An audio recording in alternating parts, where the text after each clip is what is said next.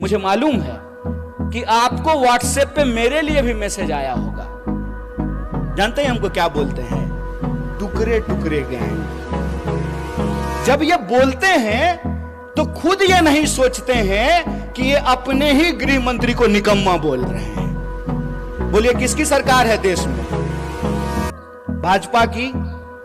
महाराष्ट्र में किसकी सरकार है? भाजपा की। क्या जी पुलिस वाले भैया सब ठीक है ना? है हिम्मत, है हिम्मत, करोगे कुछ?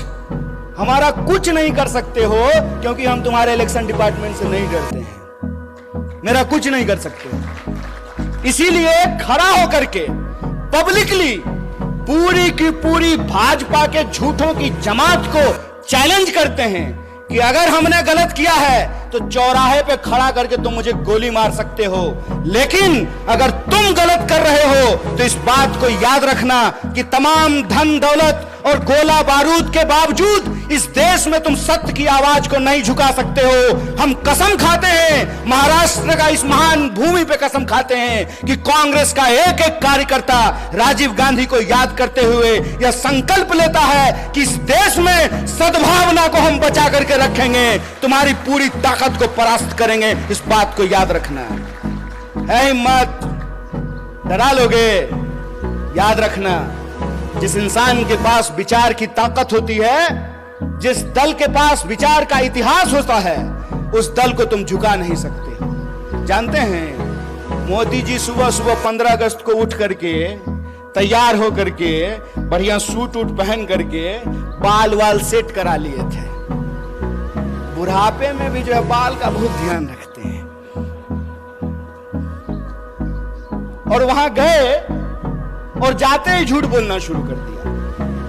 ये क्यों बार बार परिवारवाद बोल करके कांग्रेस पे हमला करते हैं? इसकी क्या वजह है? इसकी वजह यह है कि इनको मालूम है कि ये जिस व्यक्ति को अपना दुश्मन चुन लिए हैं ना, पहली बात तो ये वो व्यक्ति इनको अपना दुश्मन मानता ही नहीं है, क्योंकि ये आदमी ही उस लेवल के नहीं है। सच बात बता रहे हैं आपको। और दूसरा, इन्होंने सब कुछ कर लिया, खरीदने की कोशिश कर ली, डराने की कोशिश कर ली, सब कुछ करने के बाद ये इस नतीजे पर पहुंचे हैं, भाई ये इंदिरा गांधी का पोता है,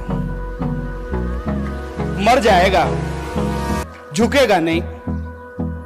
जिस परिवार ने इस देश की एकता और अखंडता के लिए दो प्रधानमंत्री की जान गंवाई हो, उसको टुकड़े टुकड़े गैंग बोलते हो।